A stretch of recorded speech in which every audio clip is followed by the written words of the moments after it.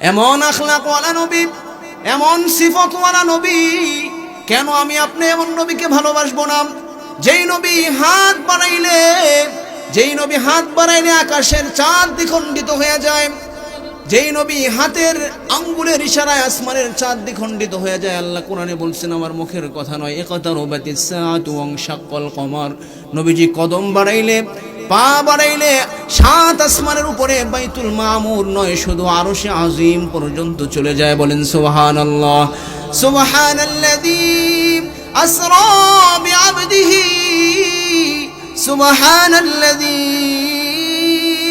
আসরা বিআবদিহি লাইলাম মিনাল মাসজিদিল হারাম من المسجد الحرام إلى المسجد الأقصى। মসজিদ হারাম থেকে মসজিদে আকসা পর্যন্ত রাতের কিছু সময়ের মধ্যে আল্লাহ বিশ্ব নবীকে ভ্রমণ করিয়েছেন। বলেন সুবহানাল্লাহ। ভাইয়ের আমার, বন্ধুরা আমার, শুধু তাই নয়, যেই নবীর জন্য আল্লাহ সূর্যের চলার গতিপথকে আল্লাহ তাআলা স্থির করে দিয়েছেন। আল্লাহর নবী হযরত আলীর উরুর মধ্যে মাথা দিয়ে আল্লাহর নবী বিশ্রাম করতেছিলেন, চোখ লেগে যায়। হযরত আলী বলেন, আমি স্পষ্ট দেখতেছিলাম সূর্য যদি তার স্বাভাবিক গতিতে চলতে থাকতো আল্লাহর নবীর নেকোক্ত নামাজ কাজা হয়ে যায়, কিন্তু আল্লাহর নবী বিশ্রাম করতেছেন, অনেকক্ষণ হয়ে যায়। আমি লক্ষ্য করলাম সূর্যের গতিপথ আল্লাহ যেন কিছু সময়ের জন্য থামিয়ে দিয়েছেন। বলেন সুবহানাল্লাহ। ভাইয়েরা আমার, আপনার নবীর কেমন সম্মান, কেমন আদর্শ, কেমন সিফতওয়ালা নবী, কেমন গুণওয়ালা নবী, কত সম্মানওয়ালা নবী। ওই নবী আমার আপনার কথা কতটা চিন্তা করেছেন, আমার আপনার কথা কত ভেবেছেন। আমার আপনার কথা চিন্তা করে রাতের আরামের ঘুমকে নবী বিসর্জন দিয়েছেন। আল্লাহর নবী উম্মতের কথা চিন্তা করে নিজের সব সুখ দুঃখকে আল্লাহর নবী বিসর্জন দিয়েছেন। একদিনের ঘটনা এমন আছে, আল্লাহর নবী রাতের বেলা বিছানার মধ্যে হঠাৎ নাই। আয়েশা রাদিয়াল্লাহু তাআলা আনহা বলেন, বিছানার মধ্যে খুঁজে দেখি আল্লাহর নবী কোথায় যেন চলে গেলেন। আল্লাহর নবীকে খুঁজতেছিলাম, আশেপাশে কোথাও নাই। আম্মা জান আয়েশা বলেন, আমি খুঁজতে খুঁজতে মদিনার কবরস্থান জান্নাতুল বাকিতে চলে গেলাম। জান্নাতুল বাকিতে গিয়ে দেখি আল্লাহর নবী কাঁদতেছেন আর বলতেছেন, ইন তুআযিবুহুম ফাইন্নাহুম ইবাদুক ওয়া ইন তাগফির লাহুম ফাইন্নাকা আনতাল আজিজুল হাকীম। ইন তুআযিবুহুম ফাইন্নাহুম ইবাদুক, যদি আপনি তাদেরকে শাস্তি দেন তারা তো আপনার বান্দা। ওয়া ইন তাগফির লাহুম, আর যদি তাদেরকে আপনি ক্ষমা করে দেন, ফাইন্নাকা আনতাল আজিজুল হাকীম, আপনি পরাক্রমশালী, আপনি প্রজ্ঞাবান। আম্মা জান আয়েশা বলেন, আল্লাহর নবী আয়াত পড়তেছেন আর কাঁদতেছেন, আয়াত পড়তেছেন আর কাঁদতেছেন। ভাইয়েরা আমার, বন্ধুরা আমার, আপনার নবী আমাদেরকে কত ভালোবাসতেন, আমাদের কথা কত চিন্তা করতেন। রক্তে রঞ্জিত, রক্তের সাথে জুতার সাথে পা জমাট বেঁধে গেছে। ওই কঠিন মুহূর্তে আল্লাহর নবী উম্মতের জন্য, যারা আল্লাহর নবীকে কষ্ট দিতেছিল তাদের জন্য এক মুহূর্তের জন্য অকল্যাণের কোনো দোয়া করেন নাই, কোন রকম কোনো বদদোয়া করেন নাই। ওহুদের প্রান্তরের ঘটনা কে না জানে, আল্লাহর নবীকে কি পরিমাণ আঘাত করা হয়েছিল, তাহেবের ময়দানের ঘটনা কে না জানে। আল্লাহর নবী সাল্লাল্লাহু আলাইহি ওয়াসাল্লাম তায়েফের ছেলেদের পাথরের আঘাতে আল্লাহর নবী রক্তাক্ত হয়ে জমিনে পড়ে যান। একবার আল্লাহর নবী পড়ে যান, দুষ্ট ছেলেরা আবার ধরে আল্লাহর নবীকে সোজা করে খাড়া করায় দেয়। আবার পাথরের আঘাতে আঘাতে নবীজি রক্তাক্ত হয়ে যান। আল্লাহর নবী আবার পড়ে যান, আবার নবীকে দুষ্ট ছেলেরা আবার ধরে দাঁড় করায় দেয়। তিনবার তায়েফের প্রান্তরে আল্লাহর নবী জমিনে পড়ে যান। আবার দুষ্ট ছেলেরা আল্লাহর নবীকে ধরে সোজা করে দাঁড় করায় দেয়। ওই কঠিন সময়টা কত কঠিন ছিল ভাইরা আমার, চিন্তা করেন। আল্লাহ পাক রব্বুল আলামিন ফেরেশতাকে পাঠিয়ে দিয়েছিলেন, পাহাড়ে নিযুক্ত ফেরেশতাদেরকে। আল্লাহর নবীর কাছে আয়েশা বলতেছিলেন, আল্লাহর নবী আপনি অনুমতি দেন। আল্লাহ তাআলা আমাদেরকে অনুমতি দিয়ে দিয়েছেন। আপনার হুকুম হওয়ার সাথে সাথে, আপনার নির্দেশ পাওয়ার সাথে সাথে তায়েফবাসীদেরকে দুই পাহাড়ের নিচে চাপা দেয়া মুহূর্তের মধ্যে পৃথিবীর মানচিত্র থেকে নিশ্চিহ্ন করে দিব। জোরে বলেন সুবহানাল্লাহ। আল্লাহর নবী কি বলেছিলেন? ফাইন্নাহুম কওমি লা ইয়ালামুন ফাইন্নাহুম কওমি লা ইয়ালামুন, আমার সম্প্রদায় আমার উম্মত তারা বুঝে না, তারা হয়তো আজকে বুঝতেছে না, কিন্তু তাদের পরবর্তী প্রজন্ম, তাদের সন্তানাদিরা হয়তো আমার উপরে ঈমান আনবে। অতএব আমি রহমাতাল লিল আলামিন নবী হইয়া কখনো তাদের ধ্বংস কামনা করতে পারি না। জোরে বলেন সুবহানাল্লাহ। হাজারো ব্যথা বেদনার পরে ফিরে আসনি তুমি আপন ঘরে, দিনের আলো তুমি ছড়িয়ে দিতে, চলে গেলে মদিনায় মক্কা ছেড়ে। হে রাসূল তোমাকে ভুলি আমি কেমন করে, হে রাসূল তোমাকে ভুলি আমি কেমন করে। খেয়ে না খেয়ে দিন প্রচারের কাজে নিজেকে দিয়েছ বিলিয়ে, তায়েফের কাফেরেরা চিনল না এই আলো, দুষ্ট ছেলেদের পিছু দিল নিয়ে। পাথরের আঘাতে ক্ষত বিক্ষত হয়ে সারা শরীর থেকে রক্ত ঝরে। হে রাসূল তোমাকে ভুলি আমি কেমন করে, হে রাসূল তোমাকে ভুলি আমি কেমন করে। ঠিক না বেঠিক? জোরে আওয়াজ করে বলেন। যিনি আমার আপনার জন্য নিজের সুখ দুঃখ সব কিছু বিসর্জন দিয়েছেন, আরামের ঘুমকে তিনি ছেড়ে দিয়েছেন উম্মতের কথা চিন্তা করে, ওই নবীকে ভালোবাসার দরকার আছে কি নাই? জোরে আওয়াজ করে বলেন, সেই নবীকে ভালোবাসার দরকার আছে না নাই? ভালোবাসার মাধ্যম কি, যেটা বলে শুরু করেছিলাম, 1 নম্বর নবীর তরিকা বা নবীর সুন্নতকে মহাব্বত করতে হবে। 2 নম্বর নায়েবে রসুল ওলামায়ে কেরামদেরকে ভালোবাসতে হবে, ওলামায়ে কেরামদের সাথে থাকতে হবে। কেমন নবী আল্লাহ আমাদেরকে দিবেন, যেই নবীর চেহারা দেখলে জাহান্নাম হারাম হয়ে যায়, জান্নাত ওয়াজিব হয়ে যায়। সুবহানাল্লাহ। যেই নবীর চেহারার দিকে তাকাইলে সাহাবায়ে কেরাম বলেন, আমরা যখন খুব ক্ষুধার্ত থাকতাম, নবীর চেহারার দিকে যখন মায়ার নজরে মোহাব্বতের নজরে তাকাইতাম, খোদার কসম ক্ষুধা নিবারণ হয়ে যাইত। চেহারার দিকে তাকাইলে নবীর ক্ষুধা নিবারণ হয়ে যেত। সেই নবীর চেহারাটা কেমন ছিল দেখতে মনে চায় না? হ্যাঁ, বেশি বেশি দুরুদের আমল করবেন, ওযুর সাথে ঘুমাবেন, দুরূদ শরীফ পড়তে পড়তে ঘুমাবেন, স্বপ্নে যোগে নবীর জিয়ারত নসিব হয়ে যাবে। সুবহানাল্লাহ। আল্লাহ আমাদেরকে সেই খুশ নসিব, সেই সৌভাগ্য স্বপ্নে যোগে হইলেও যেন নবীর নুরানি চেহারাটা দেখার সৌভাগ্য আমাদের নসিবে হয়। সকলে বলেন আমিন। নবী কেমন ছিল জানেন? বিস্তারিত বর্ণনা আছে শামাইলে তিরমিজির মধ্যে। আমার আপনার নবী কেমন ছিলেন, নবীর চেহারা কেমন ছিল, নবীর হাতের তালু কেমন ছিল, নবীর গোটা শরীর কেমন ছিল, পেটটা কেমন ছিল, বুকটা কেমন ছিল, সব আপাদমস্তক নবীজি কিভাবে হাঁটতেন, কিভাবে কথা বলতেন, কিভাবে হাসতেন, সব বিস্তারিত বর্ণনা কিতাবের মধ্যে আছে। সুবহানাল্লাহ বলেন। নবী দেখতে কেমন ছিলেন? মা আয়েশা সিদ্দিকা রাদিয়াল্লাহু তাআলা আনহা বলেন, আমার আপনার নবী এত সুন্দর ছিলেন যে মিশরের মেয়েরা তো ইউসুফ নবীর সৌন্দর্যে বিমোহিত হয়ে তারা ফল কাটতে গিয়ে কি কেটে ফেলছে? হাত কেটে ফেলছে। এই ওয়াজ আপনারা জানেন। আম্মাজান আয়েশা বলেন, বিশ্ব নবীর সৌন্দর্য যদি দুনিয়ার মানুষ দেখতো তাহলে হাত নয় কলিজা কেটে ফেলতো। নবীর সৌন্দর্যে পাগল হয়ে বলেন সুবহানাল্লাহ। নবীর চেহারার নুরানির সৌন্দর্যে পাগল হয়ে বুঝতেই পারতো না। আমার আপনার নবী এত সুন্দর ছিলেন, সুঠাম দেহের অধিকারী একজন শক্তিশালী পুরুষ ছিলেন। নবী বলতেন যে আমার ডান হাতে 40 জন পুরুষের শক্তি আল্লাহ দান করছেন। সুবহানাল্লাহ। এই জন্যই তো মক্কার সবচেয়ে শক্তিশালী কুস্তিগির, যার নাম ছিল রুকানা, সবচেয়ে শক্তিশালী কুস্তি খেলায়, আল্লাহর নবী তাকে এরকম এক হাতে ধইরা 3 বার মাটিতে আছাড় মারছেন। সুবহানাল্লাহ বলেন।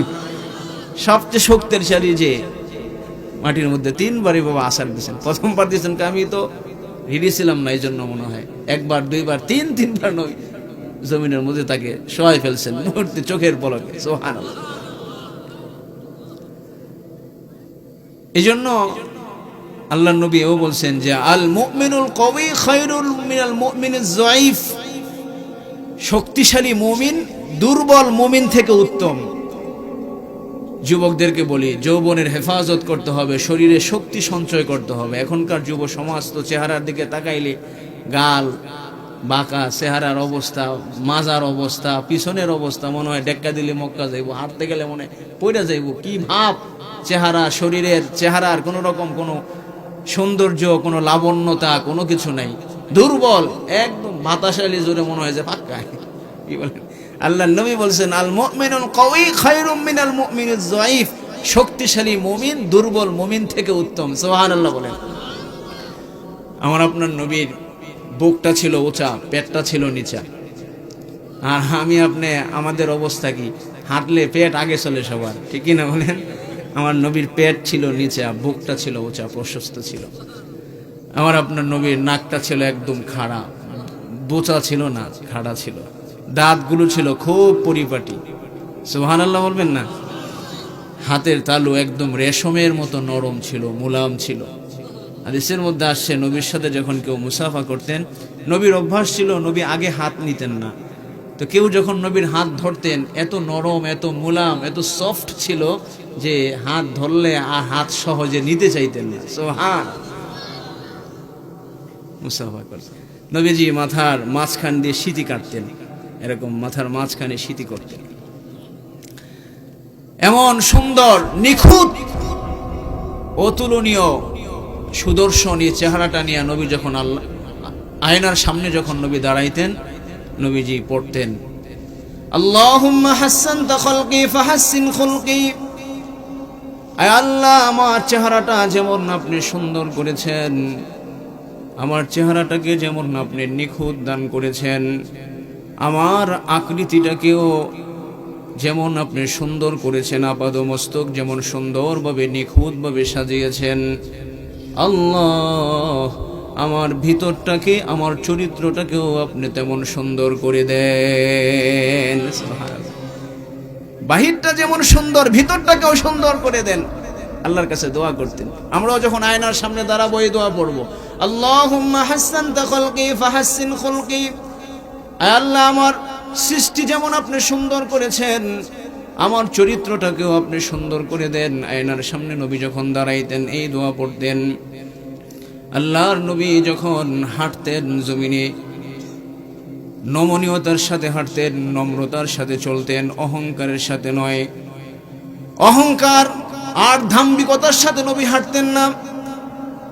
আল্লাহ তাআলা কোরআনে কারীমের মধ্যে স্পষ্ট বলছেন, ওয়াইবাদুর রহমানিল্লাযীনা ইয়ামশুনা আলাল আরদি হাওনা। আল্লাহর নবী যেমন জমিনের মধ্যে চলার সময় বিনয়ের সাথে চলতেন, রহমানের বান্দারা ঠিক তেমন জমিনে যখন বিচরণ করবেন, নমনীয়তার সাথে, নম্রতার সাথে জমিনের মধ্যে বিচরণ করবে। অহংকারের সাথে নয়, ধাম্বিকতার সাথে নয়, নমনীয়তার সাথে জমিনে হাঁটাচলা করবে।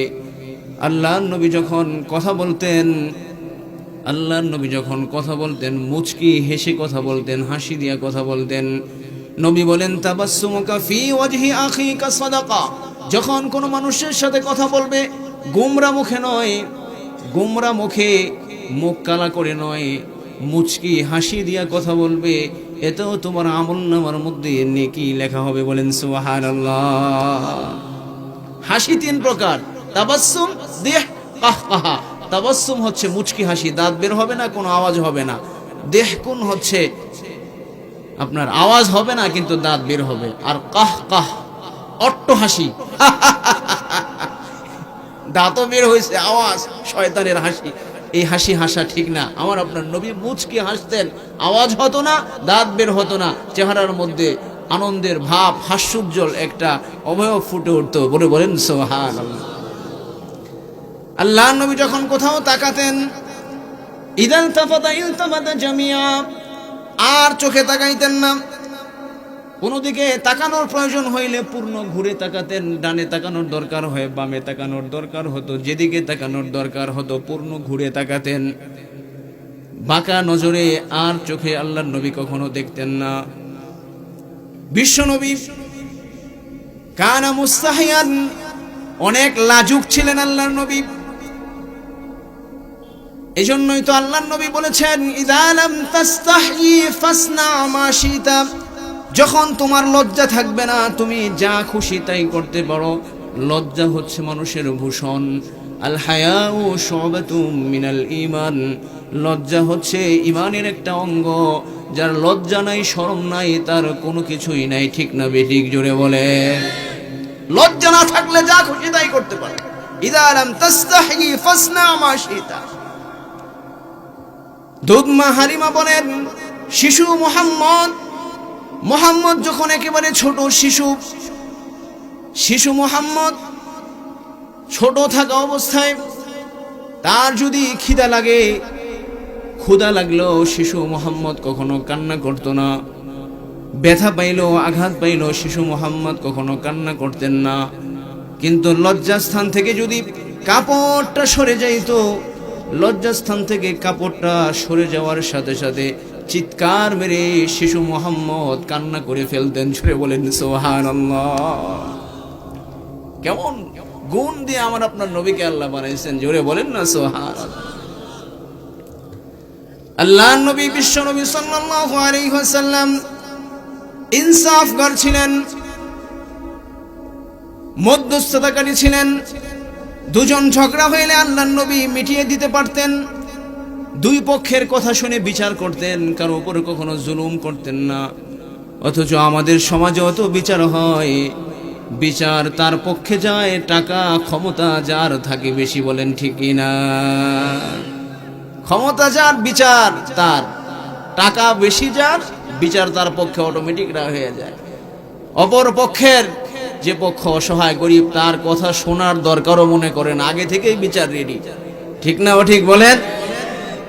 এই জুলুমের বিচার হাসরের ময়দানে আল্লাহর আদালতে একদিন জালেম হিসাবে আল্লাহ পাকের কাঠগড়ায় দাঁড়াইতে হবে। দুনিয়ার বিচারক মণ্ডলী যারা ঘুষ খায়া বাজারে দেখা করিস কিছু দেইস, বিচার একটা ব্যবস্থা করে দিব না, আছে না? এমন নাই? বুঝোস না তো কোনো কি দেওয়ান লাগবে, কোনো কি দেওয়ান লাগবে বুঝোস না, দেখা করিস বাজারে, বিচার একদিক দা মানে হয়ে যাবে না। কি বলেন? আল্লাহর আদালতে জালেম হিসাবে আল্লাহ পাকের সামনে কাঠগড়ায় দাঁড়াইতে হবে, ঠিক না? ও ঠিক বলেন। দুনিয়াতে কয়দিনে ঘুষ এই জুলুম বাণিজ্য কয়দিন করবা? দেখো না ইতিহাস কি বলতেছে। এখন তো আর ফেরাউন নমরুদের ইতিহাস বইলা তাদের ওয়াজ বইলা এখন আর পাবলিকরে বুঝাইতে হয় না। আল্লাহ আমাদের চোখের সামনে দৃষ্টান্ত গত 2-3 মাস আগে 5 আগস্ট এক ঝলঝল দৃষ্টান্ত আমাদের সামনে রেখে দিয়েছেন। এখন আর ফেরাউন নমরুদ তাদের ওয়াজ করে জুলুমের ভয়াবহতা বুঝানোর কোনো দরকার নাই। নব্য ফেরাউন যেটা বাংলাদেশ থেকে বিদায় হয়েছে তার ইতিহাস, তার কথা বললেই মানুষ ফেরাউনের রূপ বুঝতে পারে, ঠিক না বেঠিক? জোরে আওয়াজ করে। ফেরাউনের ওয়াজ তো আর এখন দরকার নাই, নতুন ফেরাউন মাত্র বিদায় হইল দেশ থেকে। তার জুলুমের ভয়াবহতা, তার অবস্থা বর্ণনা করলেই মানুষ মোটামুটি একটা আইডিয়া হয়ে যাওয়ার কথা যে ফেরাউন কেমন ছিল। কারণ ফেরাউনের চেয়ে সে কোনো অংশে কোনো দিক থেকে কম ছিল না, ঠিক না বেঠিক? জোরে বলেন। ফেরাউনের চেয়ে সে কোনো দিকে কম। ফেরাউনের ইতিহাস অত বেশি জানিও না, আর ইতিহাস তো সেটা লেখা থাকে, সেগুলো পড়া, কিন্তু এটা তো চোখে দেখা। শত শত হাজার হাজার ওলামায়ে কেরামের হাতে পায়ে ডান্ডা বেরি পরানো অবস্থায় হসপিটালে অসুস্থ হয়ে গেছে, ওখানে পর্যন্ত হাতে পায়ে ডান্ডা বেরি লাগায়া জুলুম নির্যাতনের স্টিম রুলার সে চালিয়েছে। কাউকে পরোয়া করে নাই, কাউকে কোনো তোয়াক্কা করে নাই। অত্যাচার নির্যাতনের স্টিম রুলার দিনের পর দিন, 1 বছর নয়, 5 বছর নয়, 10 বছর নয়, দীর্ঘ 16-17টি বছর সেই জুলুম অত্যাচারের নির্যাতনের স্টিম রুলার সে চালিয়েছে। আল্লাহ পাক রব্বুল আলামিন ধরেছেন, এমন ভাবে ধরেছেন যে বাংলাদেশের কোথাও কোনো নেতা, পাতি নেতা, চামচাদেরকে এখনো খুঁজে পাওয়া যায় না। যে যার মতো গা ঢাকা দিয়ে চাচা জের জের জান বাসা, ঠিক না? কি বলেন? জোরে আওয়াজ করে বলেন, ঠিক না বেঠিক? দেশে তো ঠাঁই নেই, বিদেশে গিয়েও কোন দেশ থেকে কোন দেশে যাবে, কোথায় আশ্রয় নিবে খুঁজে পায় না, অবস্থা খারাপ। যারা আশ্রয় দিবে তাদের উপর আবার আন্তর্জাতিক কোনো মামলায় তারা ধরা খায় কিনা তারও চিন্তা ভাবনা আছে। এই জন্য মনে রাখতে হবে যে আল্লাহ তাআলা ছাড় দেন, কিন্তু আল্লাহ তাআলা ছেড়ে দেন না, ঠিক না ও ঠিক বলেন? ভাইয়েরা আমার, বিশ্বনবী মুহাম্মদুর রাসূলুল্লাহ সাল্লাল্লাহু আলাইহি ওয়াসাল্লাম জুলুমের বিচার করেন নাই, ইনসাফগার ছিলেন। জুলুম আল্লাহর নবীর শিক্ষা নয়, দুই পক্ষের কথা শুনে বিচার করতেন। আল্লাহর নবী ভালো মধ্যস্থতাকারী ছিলেন, কখনো কোনো এক পক্ষের কথা শুনে কোনো ফয়সালা দিয়ে দিতেন না। একদিনের ঘটনা এমন আছে, হযরতে হাফসা রাদিয়াল্লাহু তাআলা আনহা বিচার দিলেন, ইয়া রাসূলুল্লাহ, আমি আয়েশার ঘরে গেলাম তরকারি নিয়া, এক রাওয়ায়াতে আছে পায়েস নিয়া। আমি আয়েশার ঘরে গেলাম, আয়েশা আমার উপরে খেপে গেছে, তুমি তরকারি নিয়ে আসছো, আমি কি তরকারি রান্না করতে পারি না নাকি? পায়েস নিয়ে আসছো, আমি কি পায়েস রান্না করতে পারি না নাকি? আয়েশা রেগে আমার তরকারি আমার গালের মধ্যে মেখে দিছে। ওগো আল্লাহর নবী, আপনার কাছে আমি বিচার দিলাম। আল্লাহর নবী আম্মা জান আয়েশাকে ডাকলেন, আয়েশা ঘটনা কি তাই? তুমি কি হাফসার গালের মধ্যে পায়েস মেখে দিয়েছো? আয়েশা বললেন, ইয়া রাসূলুল্লাহ, হে আমি এমনটা করেছি। আল্লাহর নবী বললেন, আমার বিচার হচ্ছে ইনসাফের বিচার, আমার বিচার হচ্ছে কিসাস। আল্লাহর নবী হাফসাকে বললেন, যেমন ভাবে তোমার গালের মধ্যে আয়েশা পায়েস মাখিয়ে দিয়েছে, তুমিও আয়েশার গালের মধ্যে পায়েস মেখে দাও। হাফসাও আয়েশা রাদিয়াল্লাহু তাআলা আনহার গালের মধ্যে পায়েস মেখে দিলেন। দুজনে খুশি হয়ে গেলেন, কিসাস পেয়ে দুজনের মুখে হাসি। আল্লাহর নবীও হেসে দিলেন। আর ইনসাফের এই দৃশ্য দেখে আসমান থেকে যিনি খুশি হয়ে গেলেন তিনি কে? জোরে বলেন না সুবহানাল্লাহ। আল্লাহর নবী সাল্লাল্লাহু আলাইহি ওয়াসাল্লাম বুঝাইতে পারতেন ভালো, বুদ্ধিমত্তা 100 থেকে 100 ছিল। আল্লাহর নবী বুঝাইতে পারতেন ভালো। একবার আল্লাহর নবীর দরবারে তো আরেকটা বিচার একদিন এরকম আসছে, মুআজ ইবনে জাবাল রাদিয়াল্লাহু তাআলা আনহুকে আল্লাহর নবী এক জায়গায় ইমাম বানায় পাঠাইছেন। কিন্তু এমন ইমাম, মাগরিবের নামাজে অনেক বড় সূরা পড়ে, এশারের নামাজের মধ্যে সূরা বাকারা স্টার্ট দিচ্ছে। কোন সূরা? সূরা বাকারা। কোরআন শরীফের সবচেয়ে ছোট সূরা না বড় সূরা? সবচেয়ে বড় সূরা। 1 পৃষ্ঠা 2 পৃষ্ঠা এক পারা শেষ, রুকুতে যায় না। ওই গ্রাম্য সাহাবী কৃষক ছিলেন, আর সহ্য হয় না, অধৈর্য হয়ে নামাজ ছেড়ে দিয়া বারান্দার মধ্যে একা একা নামাজ পড়া বিচার আল্লাহর নবীর দরবারে বিচার নিয়ে গেছে। ওগো আল্লাহর নবী, কেমন ইমাম সাহেব দিলেন, বড় বড় সূরা পড়ে, সারাদিন পরিশ্রম করে ক্লান্ত শরীর, মাগরিবের নামাজে বড় সূরা, এশারের নামাজে সূরা বাকারা স্টার্ট দিছে। সহ্য হয় না, এত লম্বা সূরা দিয়ে নামাজ পড়ে নাকি?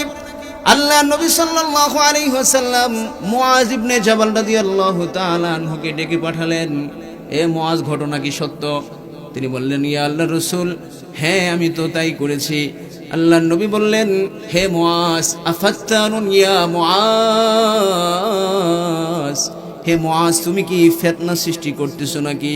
ইয়াসসিরু ওয়ালা তুআসসিরু, বাশশিরু ওয়ালা তুনাফিরু, আমার উম্মতের জন্য সহজ করো, কঠিন কোনো কিছু চাপিয়ে দিও না। জোরে বলেন সুবহানাল্লাহ, জোরে আওয়াজ করে বলেন সুবহানাল্লাহ। আমার নবী মধ্যস্থতাকারী ছিলেন, ঝামেলা মিটিয়ে দিতেন। কিন্তু এখন তো দেখা যায় ঝামেলা বাঁধলে, কোনো ঝগড়া হলে, হতেই পারে ভাই ভাইয়ের মধ্যে, প্রতিবেশীর মধ্যে, যারা ঝগড়া মিটিয়ে দিবে, সমস্যা সমাধান করবে, ওই নেতা, পাতি নেতা আর মোতাব্বর নামের কিছু চামচারা সমস্যা সমাধান করে না, ঝগড়া মিটায় না, ঝগড়া আরো লাগায় রাখে। ঠিক না ঠিক বলেন? ঝগড়া লাগায় রাখলে নাকি এখন লাভ, কি বলেন? হ্যাঁ, কারণ এদিক থেকেও পায়, ওদিক থেকেও পায়, ডান থেকেও পায়, বাম থেকেও পায়, সামনে থেকেও পায়, পিছন থেকেও পায়। অথচ আল্লাহর নবী ঝগড়া মিটিয়ে দিতেন, স্বামী স্ত্রীর মধ্যে, ভাই ভাইয়ের মধ্যে সমস্যা হলে সমাধান করে দিতেন। আমার নবীর তরিকা, আমার নবীর সুন্নত এটা। বলেন সুবহানাল্লাহ। আল্লাহর নবী বোঝাতে পারতেনও ভালো। আল্লাহর নবীর দরবারে আয়েশা এক সাহাবী বলতেছে, যুবক সাহাবী আয়েশা বলতেছে, ইয়া রাসূলুল্লাহ, ইজান লি বিজিনা, আমার জিনা করতে মন চায়। নাউজুবিল্লাহ বলবেন না? কি করতে মনে চায়? আমার জিনা করতে মন চায়, অনুমতি দিয়ে দেন। সাহাবায়ে কেন বলে, হ্যাঁ কই কি? আল্লাহ রাসূলের দরবারে এসে কয়, বলে জিনা করতে মন চায়, আকাম করতে মনে চায়। সাহস কত বড়! আল্লাহর নবী রাগ হয় নাই। আল্লাহ নবী রাগ করেন নাই, গুসা করেন নাই, কেন রাগ হলে সে উঠে চলে যাবে, হয়তো তার মনের কথাটা সাহস করে এসে নবীর কাছে বলছে। নবী দেখেন কত সুন্দর সমাধান দেন। আল্লাহ নবী বললেন বসো। বিশ্ব নবী মুহাম্মদুর রাসূলুল্লাহ সাল্লাল্লাহু আলাইহি ওয়াসাল্লাম যুবককে ডাক দিয়ে বলতেছেন, হে যুবক, তোমার জিনা করতে মনে চায়, আমার কাছে আসো, এখানে বসো, আমি কিছু কথা বলি, শোনো, আমার কথাগুলো গভীরভাবে মনোযোগ দিয়ে শোনো, তারপরে তুমি সিদ্ধান্ত নিবা। তোমার জিনা করতে মনে চায় নাকি? যুবক বলে, হ্যাঁ, আমার তো তাই মনে চায়। আল্লাহ নবী বললেন, তোমার কি মা আছে? যুবক বলে, হ্যাঁ, আমার মা আছে। কয়, তোমার মার সাথে যদি কেউ জিনা করতে চায় তোমার কেমন লাগবে, তুমি কি করবা? যুবক সঙ্গে সঙ্গে বলে, আল্লাহর কসম, তার গর্দান আমি ফেলে দিব। আল্লাহ নবী বললেন, তাহলে তোমার বোন আছে নাকি? তোমার বোনের সাথে যদি কেউ জিনা করতে চায় তুমি কি করবা? আল্লাহ নবী বললেন, ইয়া রাসূলুল্লাহ, আপনার উপর আমার মা বাবা কুরবান হোক, আমার বোনের সাথে কেউ জিনা করবে, আমি বেঁচে থাকতে কোনোদিন এই অপকর্ম হতে আমি দিব না, তার কল্লা ফেলে দিব। বলেন সুবহানাল্লাহ। এভাবে একে একে তার পরিবারের, তার আপনজনদেরকে দিয়ে উদাহরণ দিয়ে আল্লাহ বুঝাইতেছেন। এক পর্যায়ে তাকে জিজ্ঞেস করলেন যে, তুমি যদি তোমার মায়ের সাথে অন্য কেউ জিনা করবে এটা পছন্দ না করো, তোমার বোনের সাথে অন্য কেউ জিনা করবে তুমি এটা পছন্দ না করো, তোমার আপনজন যে কারোর সাথে অন্য কেউ জিনা করবে এটা পছন্দ না করো, যুবক তাহলে শোনো, তুমিও তো যেই মহিলার সাথে, যেই মেয়ের সাথে তুমি জিনা করতে চাও, সেই মেয়েটাও তো কারো না কারো বোন, কারো না কারো মেয়ে, কারো না কারো স্ত্রী। তাহলে তুমি এটা কিভাবে পছন্দ করতে পারো? এখন তুমি সিদ্ধান্ত নিয়ে আমাকে জানাও। যুবকটা সঙ্গে সঙ্গে বললেন, ওগো আল্লাহর রাসূল, এইভাবে তো কখনো চিন্তা করি নাই, এই মুহূর্তে আমার দিলের মধ্যে এই গুনাহের আর কোনো আশঙ্কা নাই। বলেন সুবহানাল্লাহ। জোরে আওয়াজ করে বলেন না সুবহানাল্লাহ।